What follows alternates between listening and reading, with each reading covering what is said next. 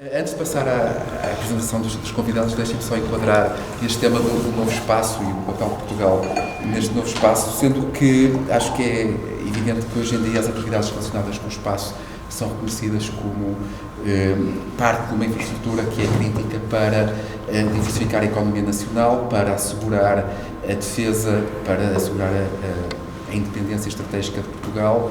A este respeito, há 5 anos atrás, em 2018, o Conselho de Ministros aprovou uma estratégia Portugal Espaço 2030, que incluía, entre outros objetivos, promover mercados relacionados com o espaço, novos mercados, nomeadamente a exploração de dados, exploração de sinais de satélites em vários setores de atividade. O segundo objetivo era fomentar a geração de dados de satélite através de novas tecnologias e infraestruturas, fomentar a cooperação científica internacional na área do espaço e depois, naturalmente, como poucas coisas fazem sem economistas e sem juristas, desenvolver os quadros jurídicos e financeiros para impulsionar e desenvolver o setor espacial. Portanto, e neste contexto, a área do novo espaço, onde temos novos intervenientes, novos modelos de negócio, estão a ser explorados e reveste-se, de facto, uma grande importância para ser possível atingir estes objetivos. Portanto, após 5 anos da definição desta estratégia, penso que é pertinente refletirmos um pouco sobre o papel que a engenharia pode desempenhar na dinamização deste setor do novo espaço, tendo em consideração o contexto português, em particular o posicionamento atlântico de Portugal. E para discutirmos estes temas, contamos com a presença de 2 distintos convidados: o engenheiro Ricardo Conde, que é presidente da Agência Espacial Portuguesa. O Ricardo é licenciado em Engenharia Eletrotécnica e Informática pelo Instituto Superior Técnico, tem mais de 30 anos de experiência no setor espacial e industrial, tendo participado em vários programas espaciais nacionais e internacionais. Em 2020 assumiu funções como presidente da Agência Espacial Portuguesa e em 2022 presidiu a rede Eureka, que é a maior rede internacional de promoção de ciência e inovação para as PMEs. É também um representante nacional no Conselho da ESA. O engenheiro Francisco Vilhena da Cunha é o CEO da Geosat, que é uma empresa portuguesa de observação da Terra com satélites de muito alta resolução. É formado em Engenharia Aeroespacial pelo Instituto Superior Técnico, já nos conhecemos há muito tempo. Posteriormente fez um MBA na AES e tem 20 anos de experiência na definição e implementação de estratégias de desenvolvimento tecnológico, industrial e negócio no setor aeroespacial. Portanto, queria agradecer a vossa presença e eu começaria com uma questão para o Ricardo, que tem a ver com a promoção do investimento privado no setor espacial português e, em particular, como é que nós conseguimos assegurar a participação de empresas portuguesas em toda a cadeia de valor, em particular em atividades de nível de maturidade tecnológica mais elevada. Portanto, se nós necessitamos de um integrador em Portugal que possa, de facto, facilitar a participação destas empresas portuguesas em toda a cadeia de valor. Pedro, isto é uma pergunta tem mais de 5 anos só para eu tentar aqui uma resposta, pelo menos desde a criação da agência. Deixem-me só dizer algo que eu acho que é extremamente importante. E é perceber um bocadinho, aqui diz novo espaço, é perceber um bocadinho o que é isto, porque isto é tudo muito cíclico. Nós já chegamos a um ponto que eventualmente há quem discuta mesmo o que é isto do novo espaço, não é? A fronteira entre o novo espaço e o old space. Há quem diga que seja exatamente o papel comercial, não é? Das empresas, ou seja, neste momento não serão os Estados, mas serão as empresas que têm o papel de providenciar novos serviços. Mas há aqui um paradigma, nós estamos confrontados com um paradigma e muitas vezes é preciso nós percebermos onde é que estamos metidos, não é? Independentemente, se nós analisarmos as tecnologias do espaço, nós podemos dar a volta que podemos dar. Mas só há uma área nas tecnologias do espaço que é verdadeiramente comercial. E acho que todos nós sabemos qual é. São as telecomunicações. É aquela em que, como os operadores terrestres, se multiplicam em concorrência, em desenvolvimento tecnológico, para oferecerem uma solução ao end-user. O tal end-user, aquele que compra, aquele que define a procura e a oferta, é aquele que faz a diferença, se calhar, neste conceito de Union Space. Nós temos aqui alguns erros, se calhar até propriamente semânticos, não é? Por exemplo, quando nós olhamos para o Elon Musk e associamos ao novo espaço, não. O Elon Musk é, eu vou dizer desta forma, espero que ele não me esteja a ouvir, seria bom, Pedro, é que o Elon Musk é se calhar talvez o corolário quando as instituições falham, em particular quando a NASA não consegue dar resposta, porque burocratizou-se, porque transformou-se num monstro de custos e coloca uma questão que é, eu preciso de 3, 4, 5 mil milhões de euros para ter novamente o acesso ao espaço e colocar na exploração espacial e em órbita os astronautas para manter esta estrutura, e o Elon Musk vem dizer assim, eu te faço por um bilhão e ainda dou troco. E é um pouco este, ou seja, o customer é o mesmo. Na realidade, o end user é o mesmo. Acaba por ser o governo dos Estados Unidos, através da agência. Aqui isto é muito diferente. O novo espaço, na realidade, e nós estamos muito sempre, e em particular aqui em Portugal, como se faz o frame do novo espaço, está-se muito concentrado naquilo que é algumas áreas específicas da chamada observação da Terra. O Francisco, com alguma propriedade, de falar sobre isso, que atua no mercado. Se calhar o drama do Francisco é procurar, nós estamos ali no corredor há bocado a falar sobre isso, procurar os compradores. Na questão da observação da Terra, que é onde a maior parte dos países se querem colocar, o comprador é institucional. O que talvez varie aqui um bocadinho, Pedro, é a própria cadeia de valor aqui. Quer dizer, as empresas estão posicionadas para desenvolver a tecnologia, mas no final do dia tem que haver um comprador institucional. Se não, eu faço esta pergunta. Se nós tivermos um excelente programa de observação da Terra, e em particular aquela dinâmica que o Pedro disse, que é a questão do território marítimo, a gestão, a demonitorização do território marítimo. Há uma velha máxima que diz que é estratégica dos governos, que é comercial das empresas, não é? Ora, se é estratégico, são os governos que pagam. Quem é que paga a motorização marítima? São os governos. Eu estou a olhar para um senhor, não é, que trabalha para a Tequebra e sabe perfeitamente que isto é verdade. Tem um programa de motorização com o UK, e o que é que fazem? Fazem simplesmente o governo do UK põe dinheiro na mesa para... Ou seja, isto é ainda um mercado muito institucional. É claro, democratizou-se, a tecnologia permitiu, se calhar o papel dos governos é fazer com que haja uma promoção deste setor, desenvolver as tecnologias do setor, e não está centrado nas agências tradicionais, como é a NASA, a JAX, a Roscosmos, está fora de combate, o CNES, enfim. É por isso que aparecem, e como nós aparecemos, a Agência Espacial Portuguesa, como, se calhar, uma agência promotora do New Space. Mas falta ainda responder a esta questão. Neste ciclo todo, quem paga? Quem compra? E aí leva-nos a uma discussão extremamente, talvez, complexa.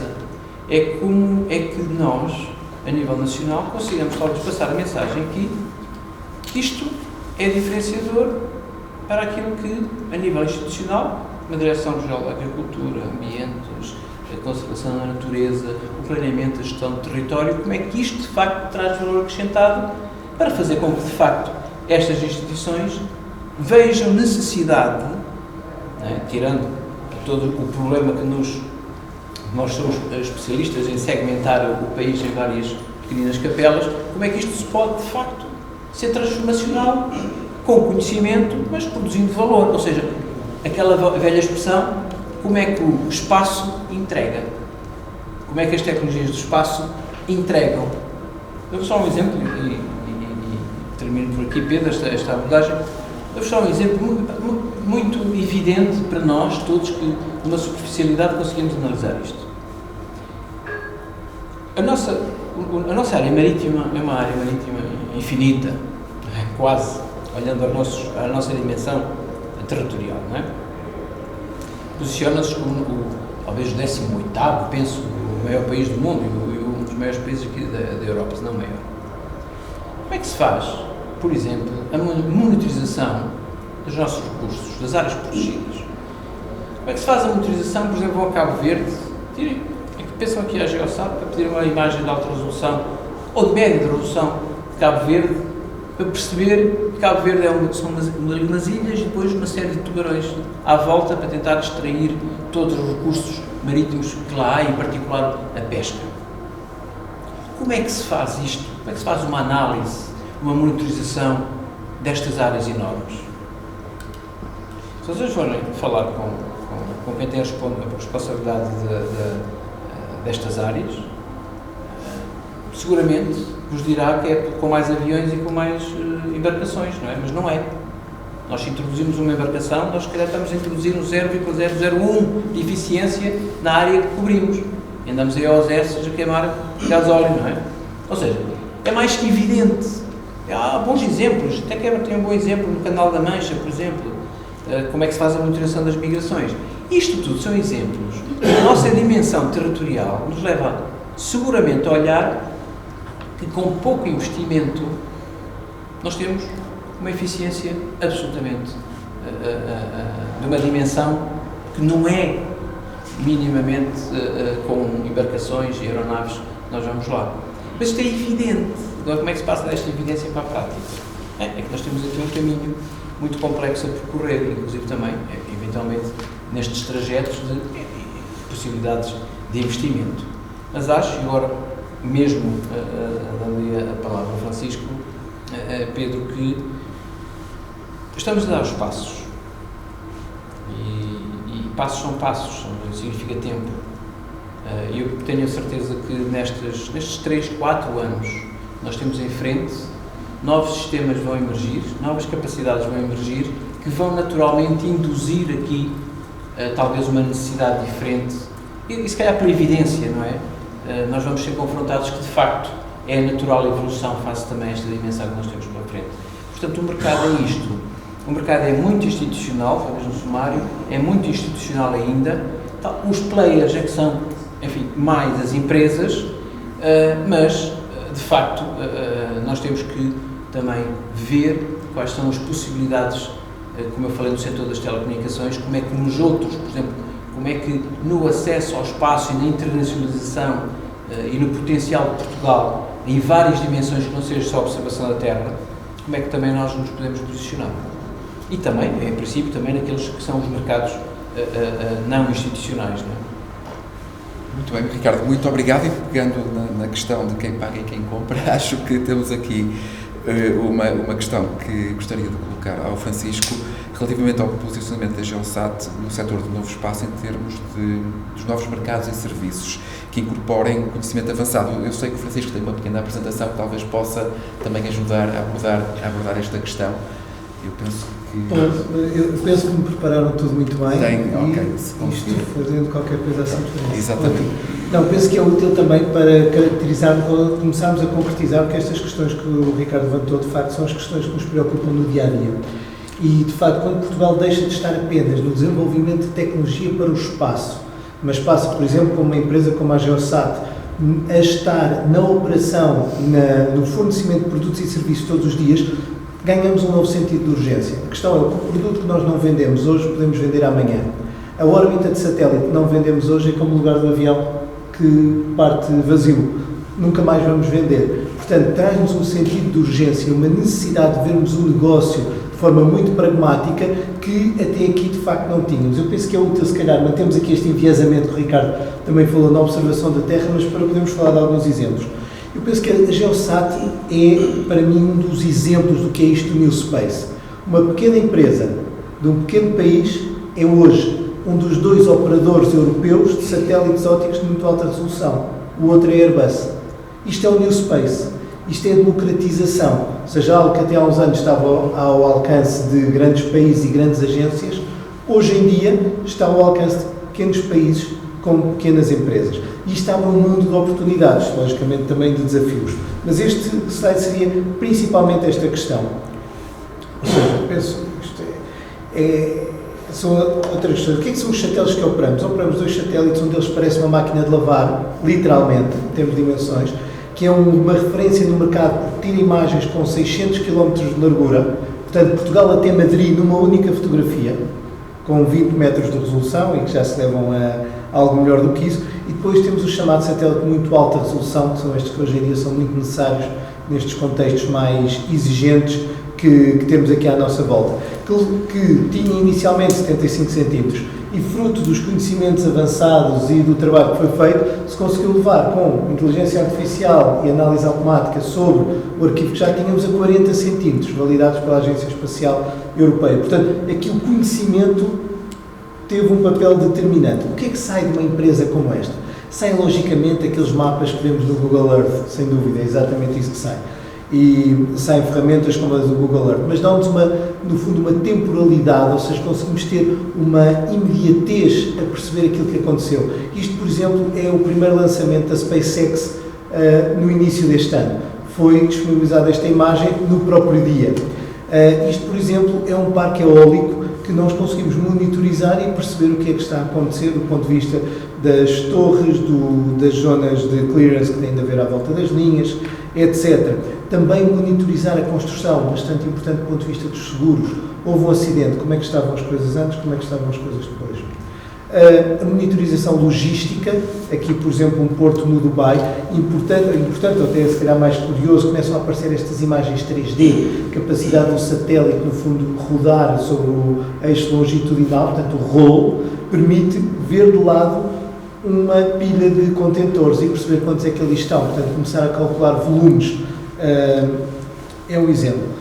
E depois, por exemplo, nestas situações de emergência, temos aqui o último dia em que os americanos estiveram no Afeganistão e que sabemos o que aconteceu pelas notícias. E, logicamente, logística, curiosamente, seguimos muitas infraestruturas, aeroportos são um deles, este aqui o de Atlanta, um dos maiores do mundo, que, logicamente, nos dá uma análise estatística do que é que está a acontecer em termos de movimentação. Aquilo que referi em termos de conhecimento que introduzimos foi, pegámos uns satélites que já estavam em órbita, comprámos, dávamos estas imagens a 75 centímetros, de facto, com conhecimento, conseguiu-se passar a 40 centímetros, o que facilita, por exemplo, tudo o que são algoritmos de detecção de elementos aqui. E, por exemplo, vir aqui ao projeto NEOM, aquela cidade em linha na Arábia Saudita, e perceber o que é que está a acontecer, quantos veículos lá estão e como é que isto está a evoluir de dia para dia. E aqui começa a haver esta necessidade, ou seja, como o Ricardo dizia, e o Ricardo tem sido muito claro nisto, e é muito útil que a Agência Espacial tenha esta visão muito objetiva, as imagens, a imagem certa na altura certa não é uma commodity, mas as imagens vão ser cada vez mais uma commodity. Portanto, temos de começar a pôr inteligência em cima delas, e ver não apenas uma imagem, mas se calhar duas ou três, e perceber ali, por exemplo, neste caso nos fogos em Linhares, o que é que aconteceu no pós-fogo. Ver, por exemplo, o que é o processo de construção, neste caso de um dos estádios no Qatar, e depois poder fazer também alguma análise sobre isto, como neste caso em que nós conseguimos identificar as novas construções e, cruzando com os PDMs, perceber se há aqui alguma coisa que esteja desajustada ou não. Até outras aplicações, estas temos vindo a testar num contexto mais social, que é a aglomeração de pessoas em frente ao Palácio no funeral da Rainha Isabel II, por exemplo. Ou, mais relevante, a detecção automática já de navios e da própria rota dos navios, isto também que já tínhamos visto fazer, por exemplo, com os drones ali da Tequebra, como referiu o Ricardo. E esta última imagem marca um ponto de viragem. Isto parece assim uma imagem sem grande sentido, é o mapa de probabilidade de lítio numa mina a céu aberto no México. Esta imagem é uma imagem, mas este projeto marca a primeira vez em que a entrega da Geosat ao cliente não foi uma imagem, foi um relatório em Word, a dizer as coordenadas onde estava, de facto, onde estavam aqui estes pontos brancos em que era mais provável encontrar lítio. Portanto, esta necessidade de deixarmos de ser deste cliente institucional, como referiu o Ricardo, o cliente deste projeto foram, no fundo, os operadores desta mina, para poder chegar ao cliente. E aqui distinguir duas coisas importantes também. Como dizia o Pedro, uma coisa é o utilizador, primeiro saber quem é que tem o problema.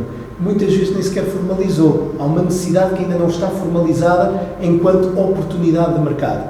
E depois disso, perceber quem é o cliente, quem é que está disponível para pagar. Utilizadores não é fácil, clientes ainda é mais difícil. Muito bem, mas isto seria, não sei se continuar, termina, mas dar um pouco esta nota de que, de facto, isto hoje em dia fazemos em Portugal, é algo que, sempre estando em Portugal,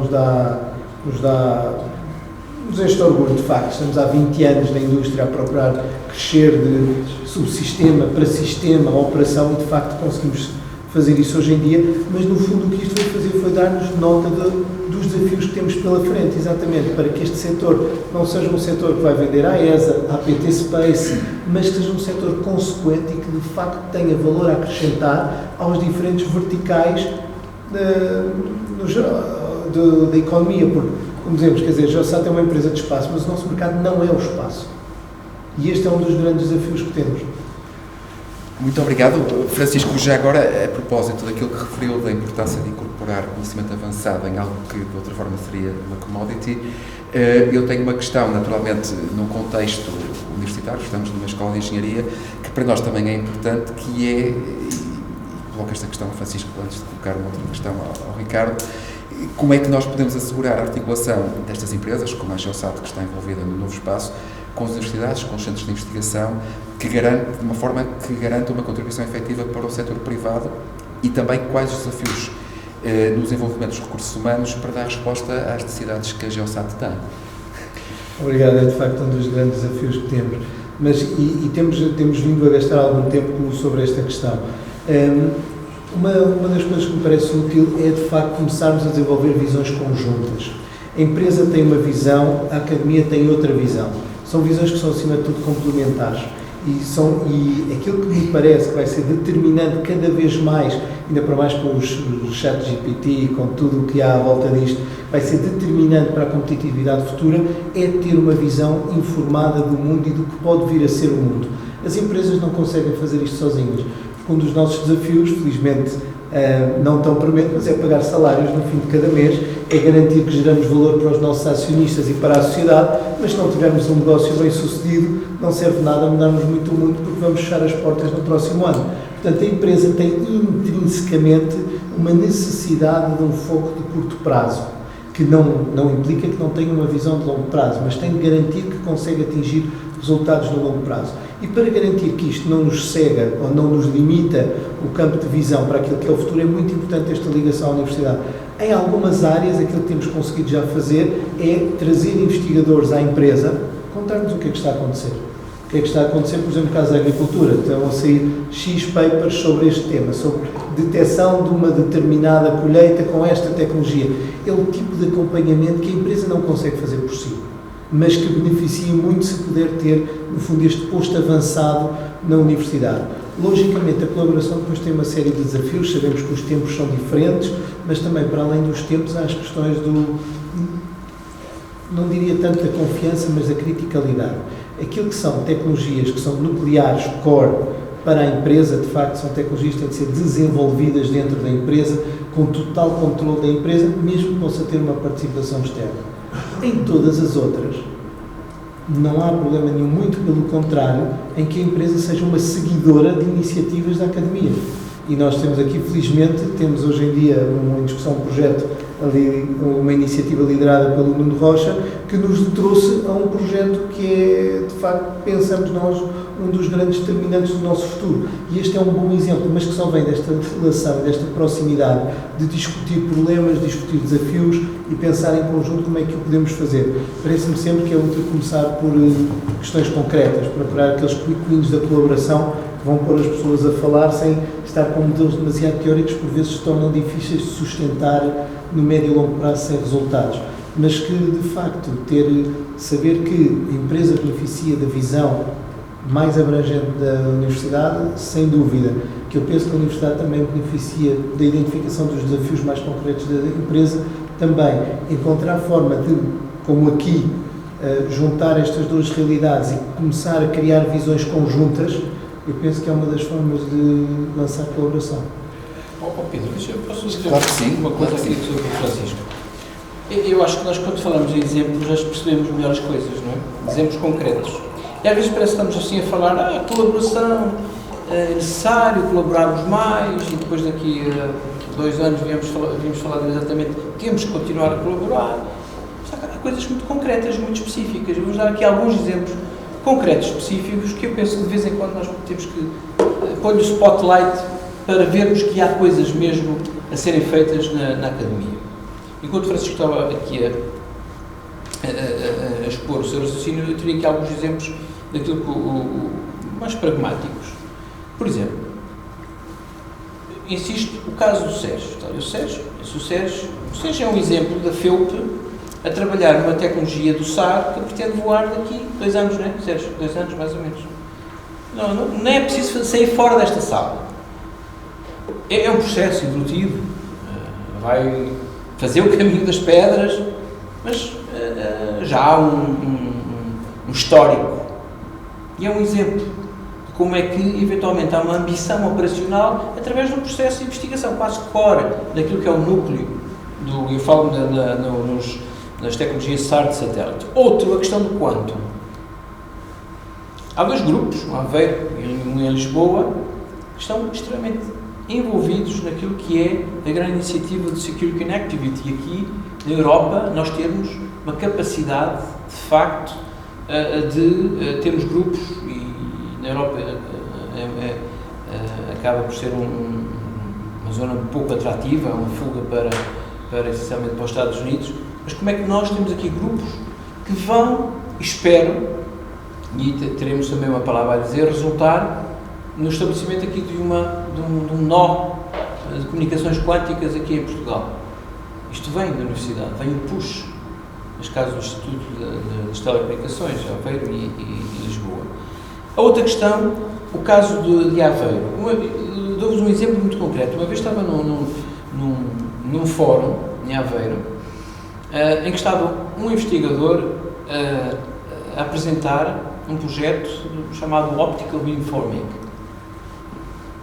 Achei aquilo excêntrico, talvez demasiado ambicioso. E às vezes estas ambições têm... Nós não compreendemos, se calhar, ao fundo das coisas e vamos perguntar a quem sabe. O resultado é que resultou num projeto de 2 milhões de euros, está a ser apoiado para a Agência Espacial Europeia e está a fazer uma parceria com a Airbus. Veio da universidade. A outra, e um bocadinho que nos leva aqui também a esta questão, em particular com a da Geosat, o grande desafio para o futuro, para a observação da Terra.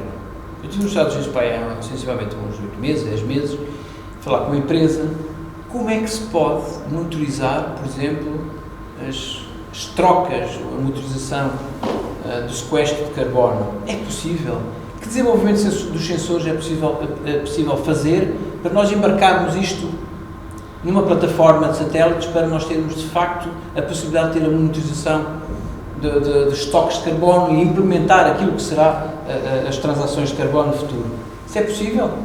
Portanto, é possível que está-se a preparar uma pequena constelação de satélites para exatamente só dedicada como payload à parte de monitorização do sequestro de carbono. Isto nasce de onde? Nasce daqui, nasce da universidade. E muitas vezes o que falta, e com estes 58 anos que tenho visto isso, falta muitas vezes ter a visibilidade dos centros de investigação, o que é que estão a fazer. De vez em quando vamos apanhando umas coisas e há um isolamento muito grande. O paradigma está a mudar. Há uma necessidade de abertura, nota-se isso. Mas quando realmente há esta abertura e quando há esta visibilidade, há resultados fantásticos. E tenho visto e temos apoiado muitos projetos nesse sentido. Por exemplo, apareceu surgiu no outro dia, também em cooperação com a Universidade de Aveiro, uma ideia para fazermos um teste piloto sobre 5G por satélite. E quem é que está? Uma operadora em que o seu negócio, onde vai buscar dinheiro, é no terrestre, não é? A pensar como é que pode evoluir para o IoT, 5G. São ideias que depois se materializam, transformam-se em coisas operacionais. Mas dou este exemplo, Pedro, e desculpa só fazer este parágrafo, porque, de facto, nós temos centros e temos pessoas brilhantes e temos, se calhar, esta, às vezes, pouca visibilidade e pouca interação. E dou-vos também, e no outro dia estive aqui, também aqui numa conversa sobre as infraestruturas, há aqui uma particularidade interessante. E reparem nisto, quando Portugal entrou na ESA no ano 2000, um dos objetivos era impulsionar a ciência.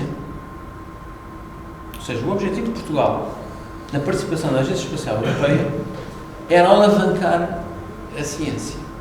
Centros de investigação. Passado 23 anos, nós temos, não estou a exagerar, até porque tenho os números, não é? Mas mais ou menos temos 95% de economia e 5% de ciência. E uma das razões porque nós temos isso é porque, como disse o Francisco, a indústria mexe-se bem e mexe-se rápido. E organiza-se. Repare, a indústria organiza-se em lobbies, em clusters, e vai chatear quem tem que chatear. E vai abanar com quem tem que abanar. E acreditem que eu sinto isso. Quando nos abanam. E isto faz falta na parte da ciência. Há muita segregação, há muita segmentação. Muitas vezes não há esta união.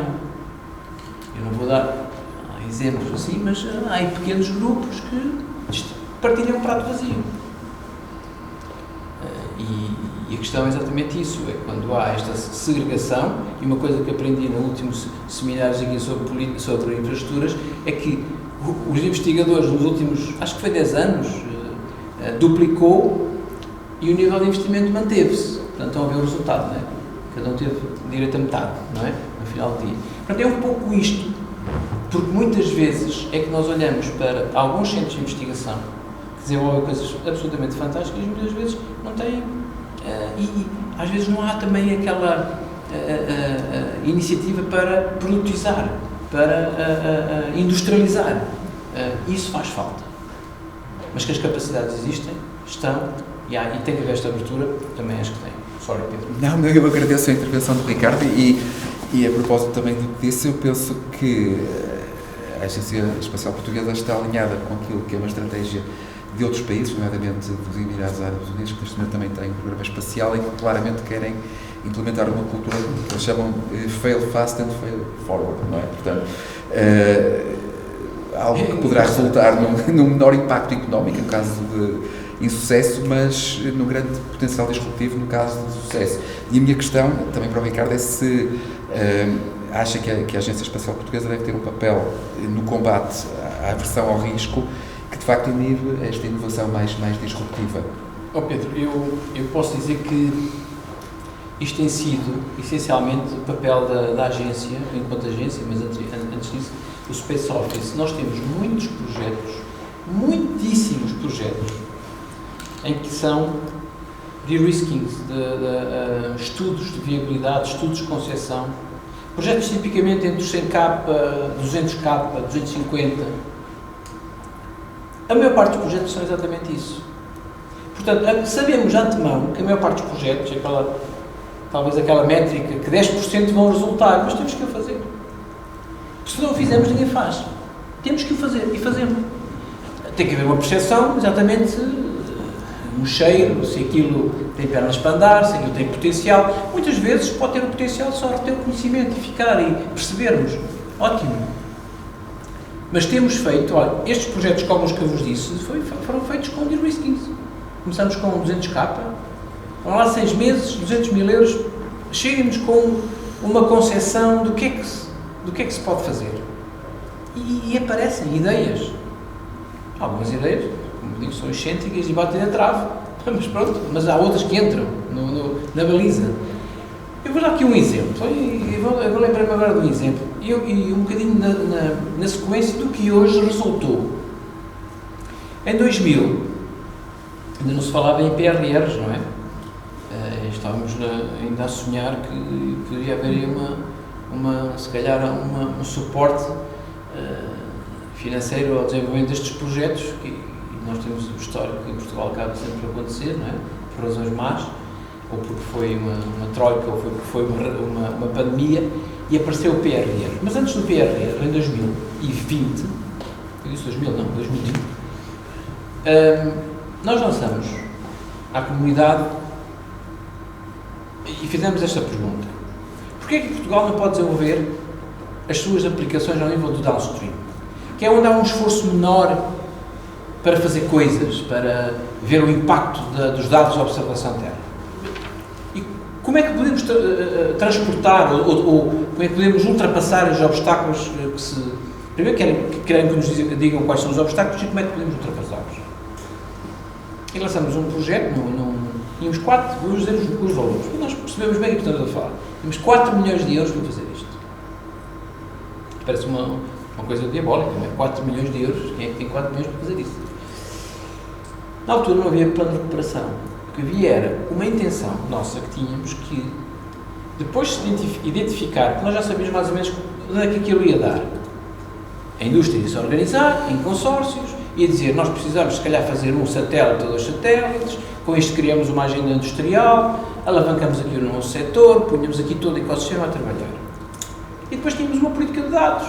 A agência tinha os dados, que disponibilizava os dados, removia já uma barreira, a disponibilização dos dados, que é os grandes, depois temos que perguntar a este senhor quanto é que custam os dados de alta resolução, não é? E às Pleiades e aos Airbuses, que são exatamente as barreiras.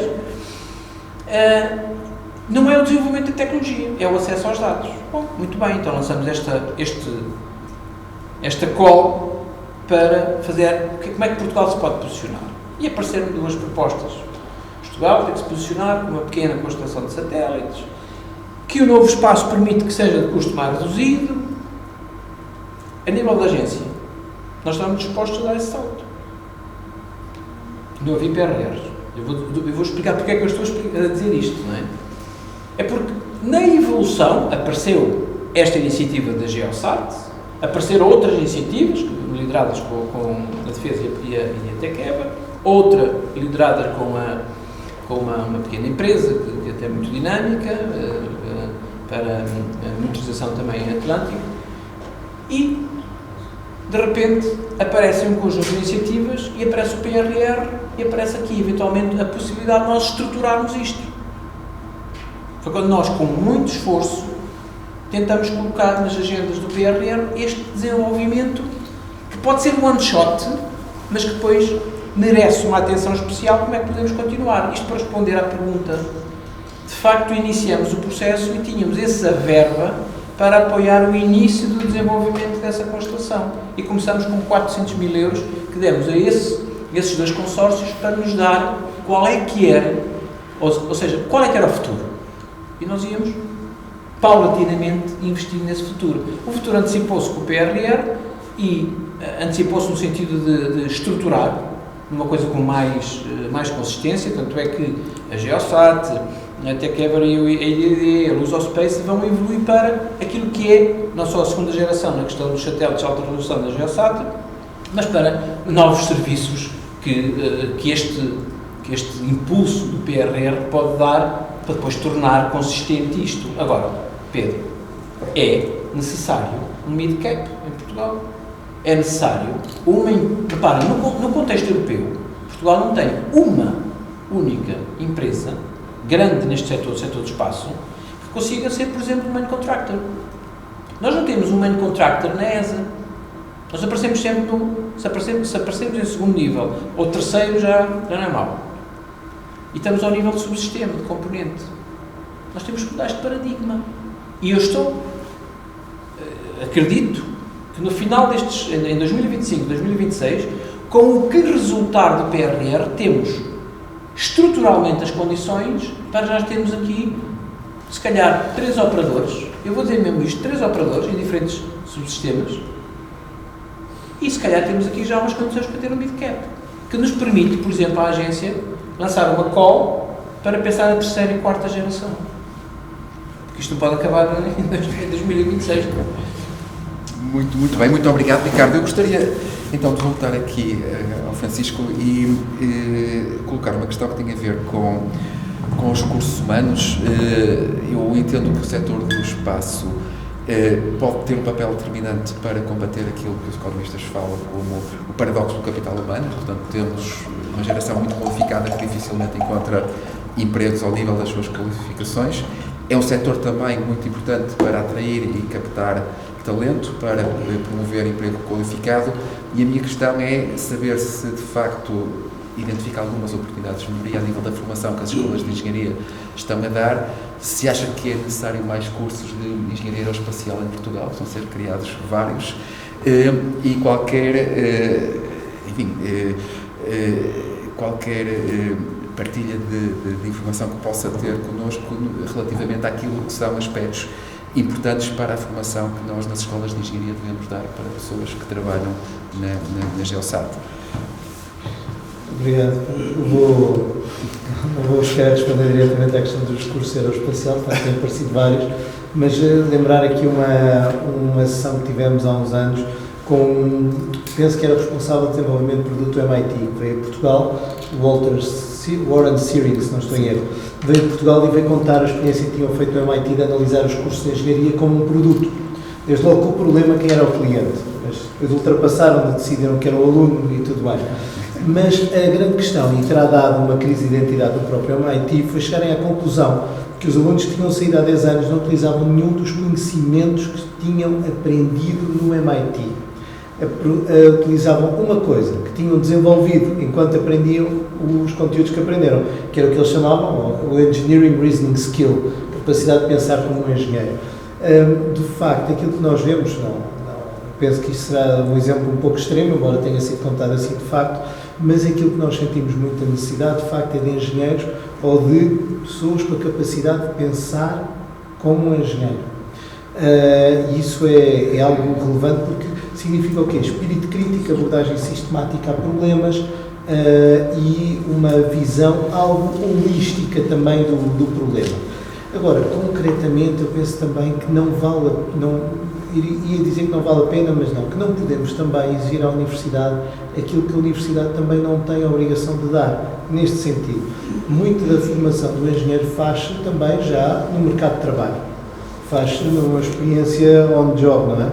E aquilo que nós vemos, dá-vos um exemplo muito concreto, até em caminho para a construção deste mid-cap que o Ricardo falava.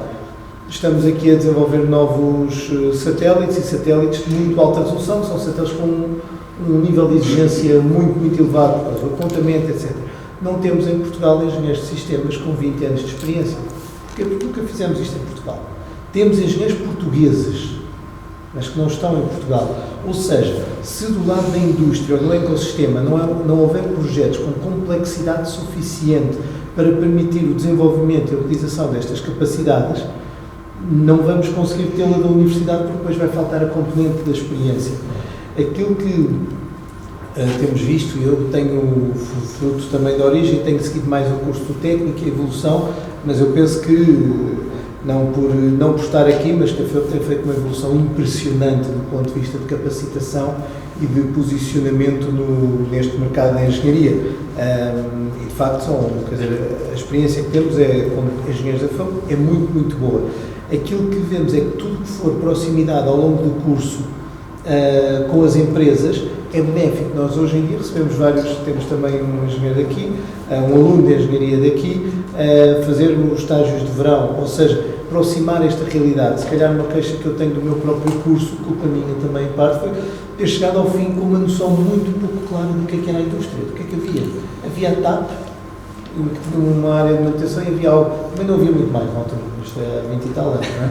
Mas já havia mais qualquer coisa. Agora, esta proximidade ajuda. Agora, eu penso que ao longo da vida do engenheiro, a formação vai passar pela universidade, depois vai à indústria, se calhar volta à universidade.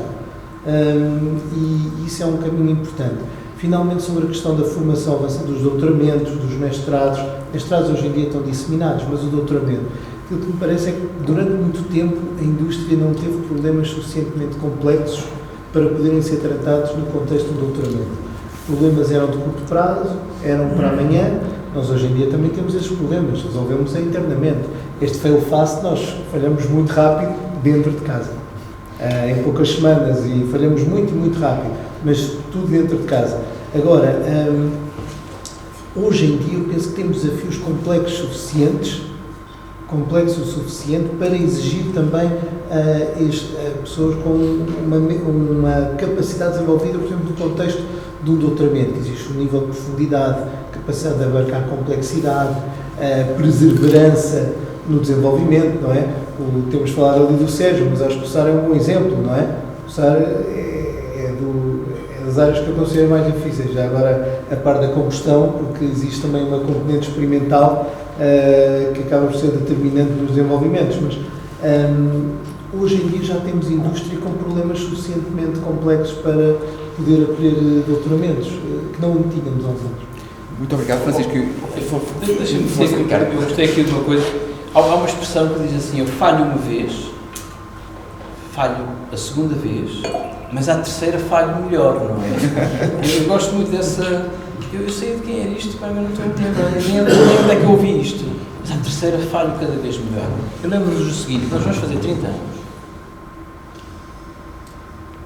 Independentemente das críticas, as boas e as más, nós fazemos 30 anos, no dia 26 de setembro, que lançamos o primeiro satélite português, o PEOSAT, que eu tive muito orgulho, já na fase final, fazer parte, mas inicialmente fiz parte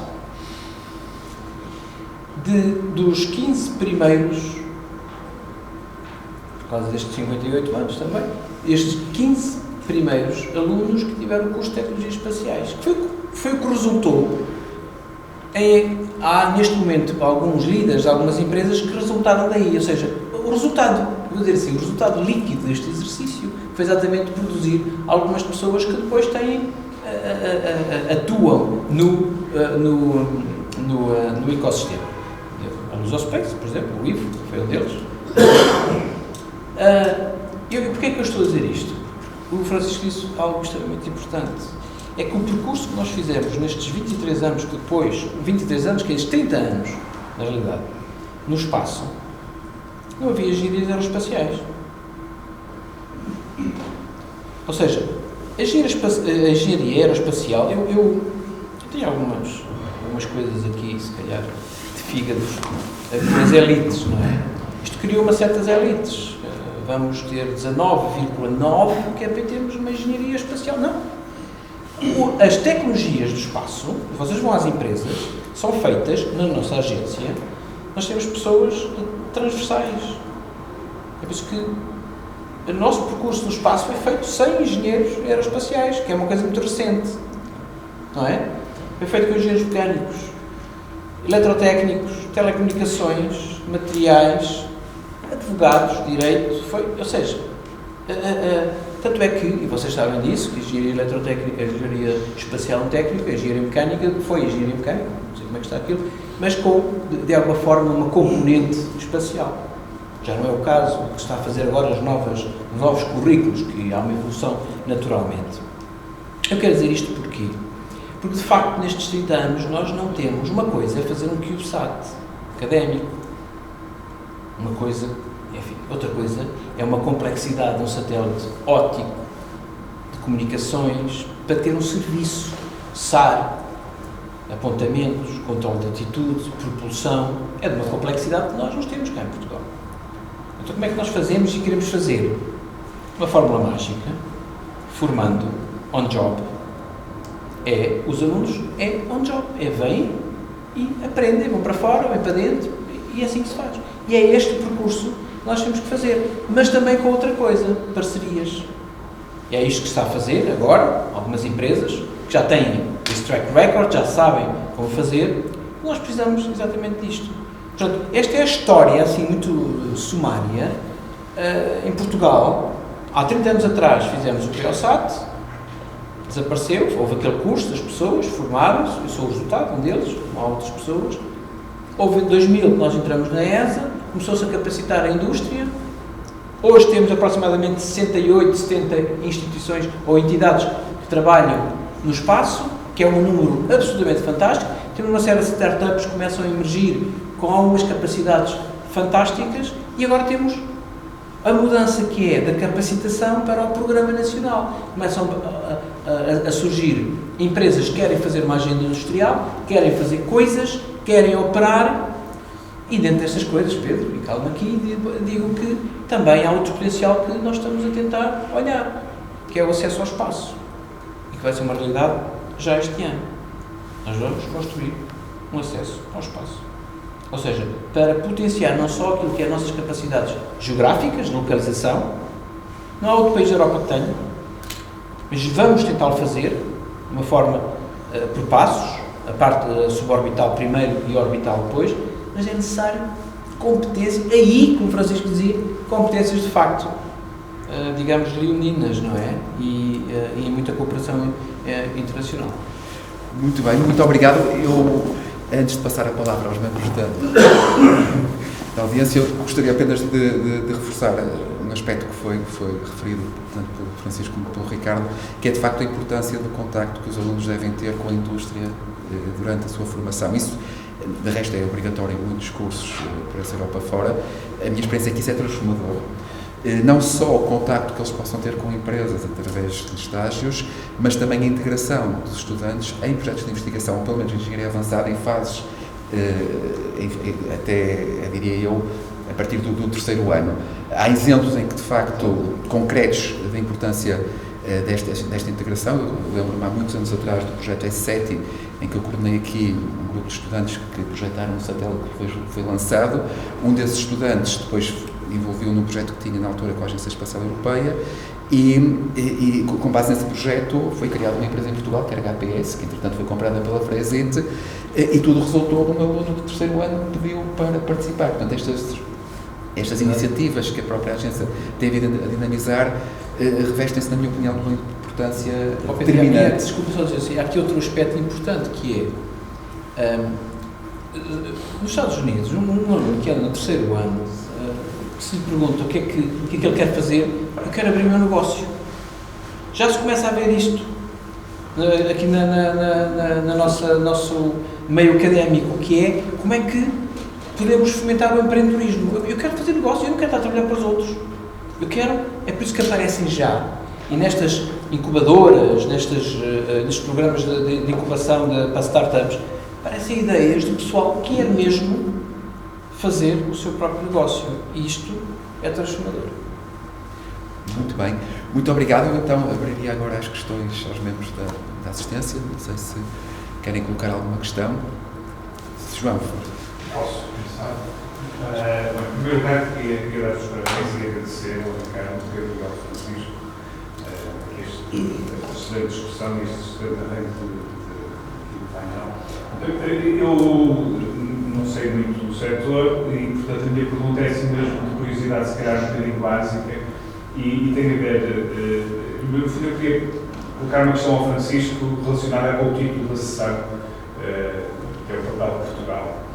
E, portanto, não sei se tu nos podes contar um bocadinho relativamente ao teu caso especificamente, como é que é a geografia da tua cadeia de valor em termos do que está no montante da Geosat, em termos do que é o vosso mercado, e, portanto, como é que Portugal aparece no conjunto das geografias da vossa cadeia de valor. Esta era uma questão, depois, se calhar, associada a isto, qual é a relação entre a vossa core competence idiosincrática e Portugal também? Portanto, como é que aparece aquilo que no essencial engloba que vocês sabem fazer e sabem fazer diferente a partir de Portugal? Uma terceira parte da questão é que estavas a falar da questão dos verticais e, portanto, da necessidade agora de expandir e fazer crescer os verticais. Como é que vês a capacidade de fazer isso a partir de Portugal num determinado estado de democratização do setor do espaço? Já vai assim muitas questões. Pronto, a última é um bocadinho, quer dizer, a partir da posição que vocês têm, acho que vocês têm uma percepção do que é que, em termos de políticas públicas, em Portugal versus outros países, é favorável, é desfavorável. O que é que tu achas que é qualquer coisa que está claramente, obviamente, mal aqui e se podia corrigir? O que é que se faz lá fora muito bem e se poderia tentar adaptar ou replicar aqui? Pronto, são questões assim muito abertas e um bocadinho básicas à volta do setor, mas assim focada no vosso caso e que, pronto, aqui à volta do título do painel, eu pelo menos pessoalmente teria curiosidade e gostaria de ouvir um bocadinho sobre isso. João, muito obrigado. Eu de facto tenho todo o gosto também em tentar responder, porque antes de ter assumido que de facto o meu caminho era pelo privado, há uma série de anos tentava fazer um doutoramento em Engenharia e Políticas Públicas. Foi nos cruzados. Exatamente, só que de facto depois o caminho acabou por ser esse mais da gestão e do lado privado, mas porque acho também que é uma peça neste ecossistema. Há 2 ou 3 notas que eu penso que acabam por responder à grande parte destas questões. Penso que a competência de um país, a competição de um país acontece a vários níveis, e o Ricardo, mais inserido neste meio, dará outros, mas ao nível dos mercados, nós concorremos ao nível de mercados, e Portugal não tem um mercado grande, sabemos isso. Portugal tem utilizadores que têm uma grande apetência por nova tecnologia. Portanto, quando nós vamos a um novo instituto que ainda não utiliza imagens de observação da Terra, quando vamos a uma empresa, normalmente não encontramos nenhuma porta fechada. Portanto, aqui o que é que nós encontramos? Encontramos os proxies dos mercados globais que vamos ter. O que acontece? Nós utilizamos satélites, são os chamados satélites polares, que dão 15 voltas à Terra de sul para norte. A sul para norte durante o dia, norte para sul durante a noite, portanto não utilizamos essa parte. O SAR vai usar, os nossos não. E então, o que acontece é que o mercado é global. Nós, o serviço que vendemos aqui em Portugal, ou que vendemos em Espanha, ou em França, vendemos exatamente igual, não vendemos por questões geopolíticas, mas na China, no Japão, na Coreia do Sul, etc. Portanto, aquilo que nós conseguimos parametrizar em termos de oferta aqui, conseguimos escalar rapidamente. Depois há a questão, logicamente, da capilaridade. Nós concorremos com gigantes mundiais que têm investimentos só em rede comercial que são muito maiores do que a nossa faturação. Só para termos uma noção também, nós concorremos com o nível de recursos que temos. Agora, concorremos também para uma posição de liderança mundial, neste caso concreto, dos serviços e produtos customizados da observação da Terra. Nós entendemos que o mercado vai crescer principalmente pelo utilizador não especializado. Não é o cientista que está na ESA e sabe o que é uma imagem de satélite. É aquele utilizador que está nesta empresa, neste instituto, que ainda não percebe qualquer coisa, mas ainda não percebe como é que aquilo vai acrescentar. E, portanto, cobrir este gap até ali. E, portanto, concorremos nos mercados, concorremos ao nível do investimento. Portugal e a Europa também não são as geografias mais aptas do ponto de vista da angariação de investimento privado. E temos uma questão também, que os investidores precisam perceber o mercado. Não há muitos investidores a perceber o mercado do espaço e o mercado da observação da Terra. Mesmo a nível europeu. Concorremos depois por talento e podemos dizer que concorremos por tecnologia. Por talento, de facto, hoje em dia Portugal penso que não tem nenhuma desvantagem, tirando esta questão do on-job training, não temos gente treinada, mas temos na Europa, mas do ponto de vista de formação académica não vemos qualquer fragilidade, do ponto de vista de capacidade, não teria qualquer dificuldade em contratar um engenheiro português, faça um engenheiro francês, que é assim, com as mesmas notas das melhores universidades do sítio de origem, mesmo que o francês faça português. Tinha problema nenhum, francês, holandês, o que fosse. Não penso que a esse nível estamos numa muito boa posição. Portanto, considerando isto, geografia da cadeia de valor, nós comprávamos satélites, hoje em dia vamos começar a fazê-los aqui. Pedro falou há pouco nos Emirados Árabes Unidos, é um caso ótimo. Os Emirados Árabes Unidos, há uma série de anos, compraram o DubaiSat e o DubaiSat 2, satélites muito parecidos com um dos que nós operamos hoje em dia. Compraram integralmente a Satrec na Coreia do Sul. A seguir compraram o CalifaSat. O CalifaSat já foi todo montado nos Emirados. E já estão engenheiros emiratis a trabalhar. E agora estão a preparar a nova geração que vai entrar agora a partir de 24 e a única coisa que compram é a câmara. É que, de facto, houve uma estratégia de desenvolvimento e, no fundo, esta geografia da cadeia de valor conseguiram trazê-la. Vamos ser sinceros, é o que estamos a tentar fazer em Portugal, fazendo parcerias, de facto, com as empresas, como o OHB, que têm esta competência e que nos dão a segurança de ter os satélites em órbita em 25, que é isso que precisamos.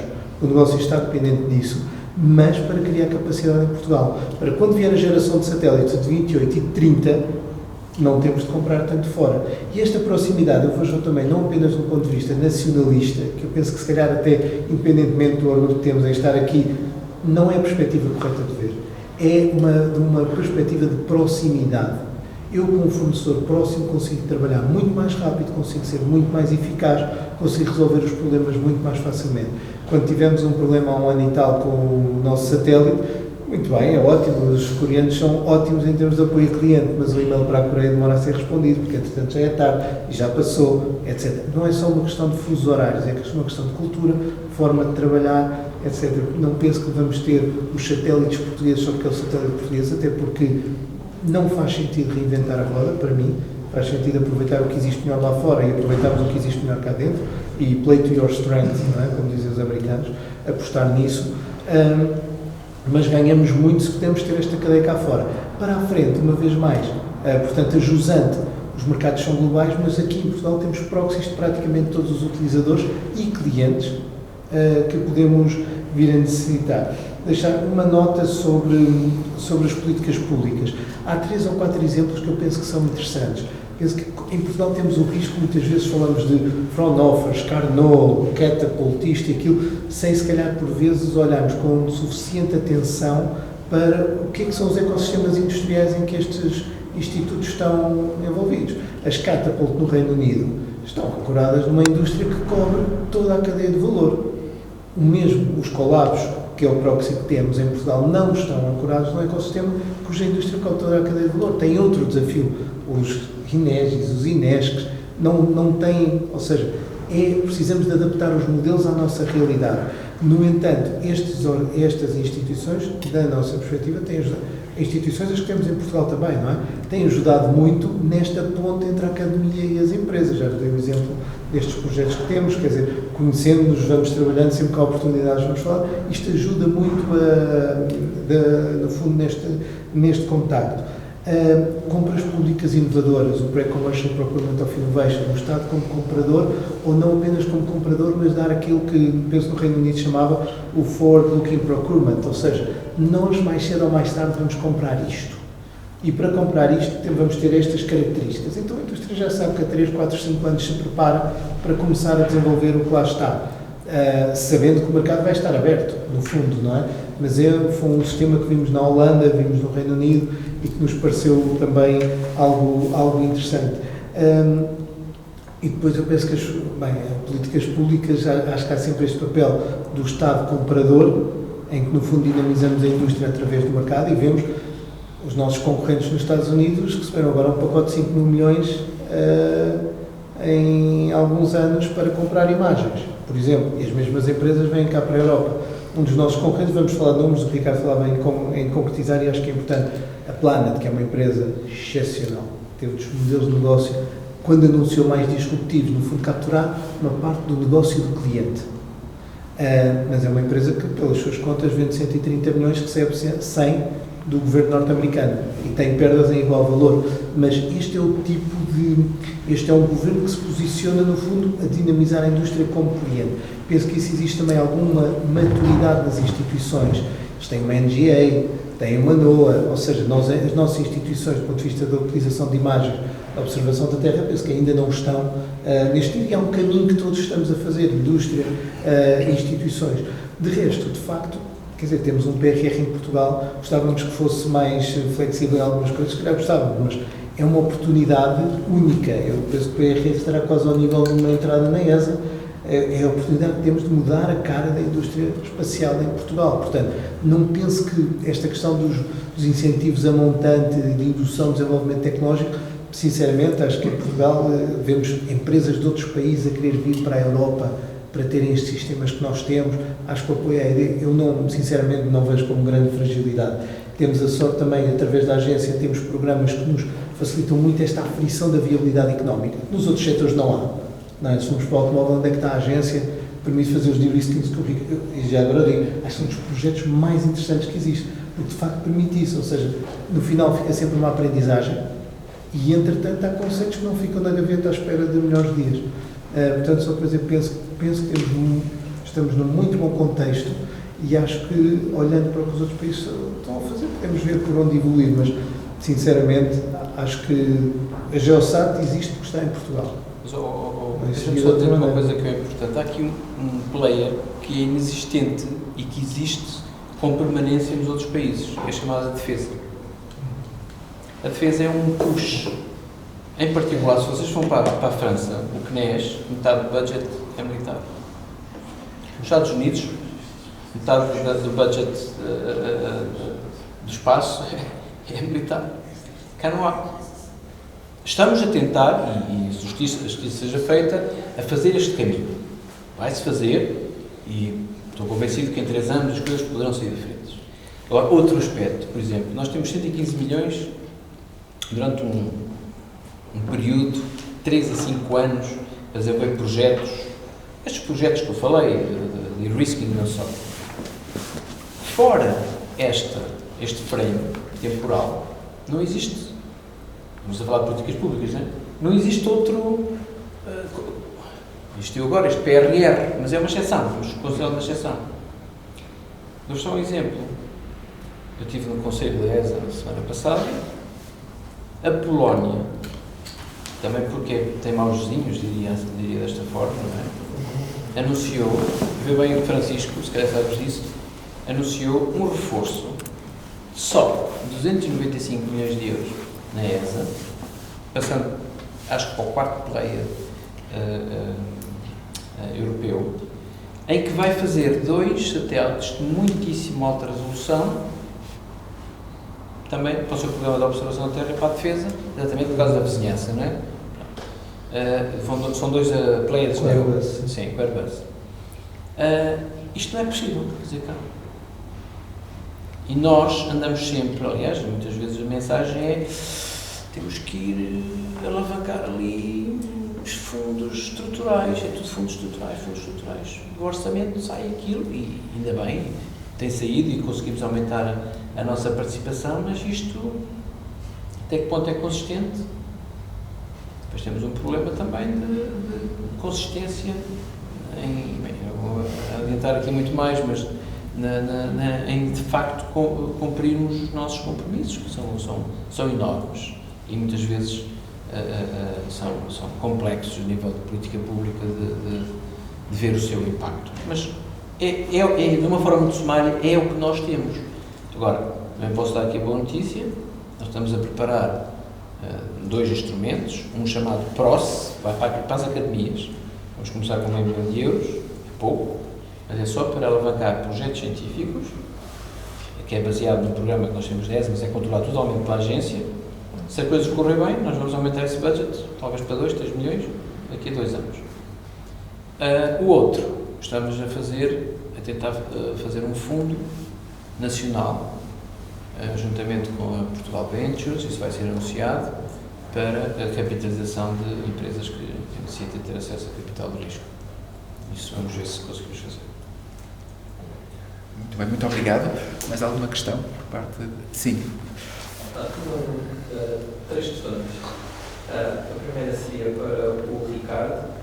O ano passado nós fomos à ESA Days e falámos, eles apresentaram o acesso ao espaço que tinha 3 grandes candidatos, do qual os professores seria um grande potencial, e acho que era isso que estava a mencionar há pouco. Qual seria a sua visão para a execução desse, de dar esse salto? Como é que poderemos chegar lá? Porque todo o processo de espaço é sempre uma escola de aprendizagem muito grande, e como é que nos podemos, seja como instituições ou empresas, posicionar para dar suporte a esse roadmap, a esse crescimento? Qual é a sua visão? Quanto tempo levaria até realmente criar o ground segment, entre começarmos, onde é que nos podemos posicionar para dar suporte? Essa era a primeira questão? Ok. Era para o Francisco, porque na ideia também do ano passado, a Maxar, americana, ou seja, e o Ricardo já quase mencionou tudo, ou seja, o setor, todo o cliente é quase sempre governamental, e o militar é altamente aliciante. Portanto, eles estão a desenvolver ferramentas, somos 20 quase tudo com AI, né? E ficamos umas breves palavras, portanto, fazer o tracking automático de movimentação de veículos, que está a ser usado na Ucrânia, se isso seria, do ponto de vista da Geosat, previsto no crescimento, no business plan, ser algo que poderia ser, mexe com muitas questões governamentais, o fornecimento de dados portugueses ao suporte militar europeu ou até americano, ou precisam estar no nosso plano de negócio de crescimento. E a terceira questão era mais genérica, porque a semana passada estivemos no ESL Summit, estava a Chiara, estava também do MIT Labs, a Dave, que já tinha sido da NASA, ex-vice-presidente, e uma das maiores questões que gerou há uma entropia era como é que vamos legislar este New Space. E vai ser muito complicado. Posso já dar um ponto de referência: os americanos não é a NASA, ela disse que era a FDA, é parte FAA, exatamente.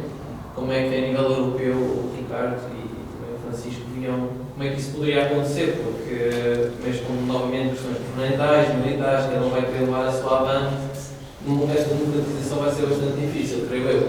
Tinha curiosidade de saber a vossa opinião. Obrigado. Olha, sobre o acesso ao espaço, muito claramente, nós somos muito propensos a embarcar em mitos, não é? E nós embarcamos em certos mitos. Quando nós falamos no acesso ao espaço, nós todos pensamos, houve uma corrente, nós íamos fazer já de um cabo canaveral ou uma guiana francesa, não é? Não estamos a falar disso. Nós estamos a falar, nós vivemos num momento extremamente complexo na Europa de acesso ao espaço. Neste preciso momento, isto posso partilhar-vos que foi a discussão do Conselho da ESA, não é novidade nenhuma que nós, a Europa, perdeu o acesso ao espaço, pela seguinte razão, que nós contávamos com o SOIS para fazer a transição entre o Ariane 5 e o Ariane 6, e depois tínhamos pelo meio o Vega, o lançador italiano, em que neste momento tem um problema que está-se ainda, já se fez os testes de fairing que não correram nada bem na semana passada, em que a perspectiva de termos está para o ano 2024. O maiden flight do Ariane 6 nunca vai ser antes do segundo quarto do próximo ano. E a Europa não tem acesso ao espaço. E não tem acesso ao espaço porque a Europa é muito institucionalista. São 22 Estados-membros, 27 Estados-membros, 22 Ministérios da Defesa, 22 ministros disto, 22 primeiros-ministros a discutir, muitas comissões e tudo, e nós demoramos uma eternidade, não é? Fazer isto. Os americanos mexem-se muito rapidamente e mexem-se num conceito que era completamente impossível aplicar na Europa. Nós não podemos aplicar o conceito dos lançadores que está nos Estados Unidos, de uma agência alocar a um ou dois operadores, não é só um, Elon Musk e a ULA, e fazemos o mesmo cá na Europa. Não era possível. Nós somos muito institucionalistas. Temos um histórico. O acesso ao espaço foi tradicionalmente francês. Não é? E foi género do in-kind contribution de França para a ESA continuar aquilo que se chama, de um ponto de vista talvez abusivo, mas é o que é, Porto Espacial Europeu da Guiana Francesa.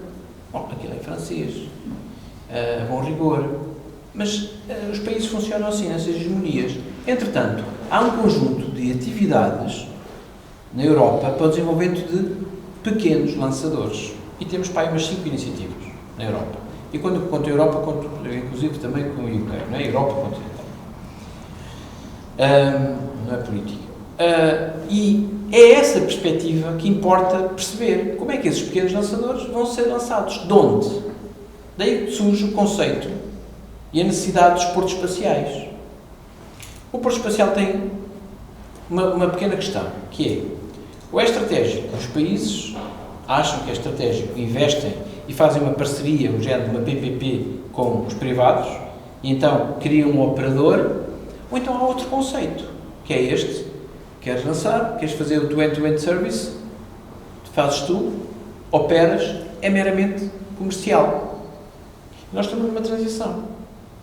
Porquê? Com este gap de acesso ao espaço, a Europa está-se a posicionar, por necessidade, de abrir a comercialização. Não vai preencher aquilo que era o Ariane 5 com capacidade de colocar 10 toneladas em órbita, 8 toneladas em órbita. É para pequenos satélites que vai, de alguma forma, dando resposta ao mercado. Dou-vos só um exemplo. Para completar a constelação da primeira geração do Galileu, do posicionamento dos sistemas de satélites do posicionamento europeu, acho que são 4 ou 5 que estão nas prateleiras à espera de melhores momentos e a partir já saber se consegue negociar com a SpaceX para os colocar em órbita. Já para não falar das missões, que ainda agora decidimos que uma das missões ia ser, não ia esperar pelo Ariane 6, mas ia ser para a Falcon 9. E porquê que eu estou a dizer isto? Porque isto é uma questão de oportunidade comercial. Os Açores, em particular Santa Maria, têm uma localização geográfica a sul que não tem vizinhos. E se nós formos comparar com aquilo que é hoje a oferta a nível continental na Europa, temos Andøya, na Noruega, temos o Esrange, em Kiruna, na Suécia, e temos alguns portos, Cornwall, na Escócia e em UK. Portanto, em termos geográficos, nós temos esse potencial, essa potencialidade. A questão é, neste momento, qual é o ponto da situação hoje? Neste momento, estamos num processo, vai haver, espero, novidades já esta semana, num processo de revisão de lei, que é importante. Um dos maiores atrasos nos portos espaciais na Europa foi exatamente no enquadramento legal, que se esqueçam disso. Isso é que é rocket science, não é propriamente lançar o rocket. Rocket science é as questões legais, porque impacta uma série de coisas, em particular a percepção das populações. Pensam que essa é uma coisa... Né? Este ano estamos preparados. O primeiro passo é isso, a revisão da lei. O segundo passo, esperemos que em outubro haja os primeiros voos suborbitais a partir de Santa Maria e haja também, já a partir de julho, uma definição como é que vai ser o calendário para abrir um porto espacial privado. Ou seja, não é privado, é iniciativa comercial. É quem quiser operar, tem um modelo de negócio, opera. Não vai haver aqui aeroportos de Beja, estão a perceber, que é PPPs e depois aquilo tem que fechar porque não há... Não. É uma iniciativa adequada àquilo que é o business case end-to-end services. Relativamente à questão do Space Traffic Management, nós vivemos um faroeste no Space Race 2.0. Ainda bem que abordaram essa questão lá. A questão é muito complicada, porque vamos pensar só nesta perspectiva. Como é que isto é na base da cooperação internacional, não é? Mas nós sabemos que há países que cooperam quando querem e não cooperam quando querem também, não é? Vamos pensar só num caso. Como é que é a exploração de recursos, por exemplo, na Lua? É first come, first serve? Há o Artemis e os acordos internacionais para, de alguma forma, utilizar para o bem comum. Mas o bem comum é assim uma coisa muito elástica, não é? Assim uma coisa que às vezes o meu bem não é o teu bem. Não é? Aquela história que se diz, vamos fazer um tratado de Tordesilhas na Lua, divide-se aqui em fatias, isto é meu e tal. Ou é aquela questão de que eu pouso, eu acho muito engraçado esta, não sei se vocês sabiam esta, eu pouso e depois tenho 4 metros, posso fazer para baixo, posso explorar os recursos para baixo, eu acho isso maravilhoso, pronto, um buraquinho lá, só exploro para baixo, não posso ter ali um ângulo de 5 graus, estão a buscar isto tudo é muito complexo, porque exige uma cooperação internacional. No momento, e vejam bem, em que a constelação de Starlink, eu já não sei quanto, já perdi a conta daquilo, mas deve ter mais de 3.500 satélites lá em cima, e o objetivo é ter 8.000, 9.000, a Kuiper com 12.000, a Viasat não sei o quê, ou seja, nós vamos ter absolutamente enxames lá em cima. E, se calhar, vamos ter que chegar, isto é como o trânsito aqui na estrada, vamos ter que chegar a uma necessidade que os operadores têm que mesmo regular e implementar uma política chamada a economia espacial circular. Significa que o que eu ponho lá em cima tenho que colocar cá em baixo. E aí é importante redirecionar para as leis, é por isso que eu disse a questão da lei, reorientar isto para a lei nacional para os liabilities dos operadores serem responsáveis. Se não tirastes, pagas, ou então, olha, a calção que nós ficamos com ela quando tu lançaste, fica já aqui. Para quê?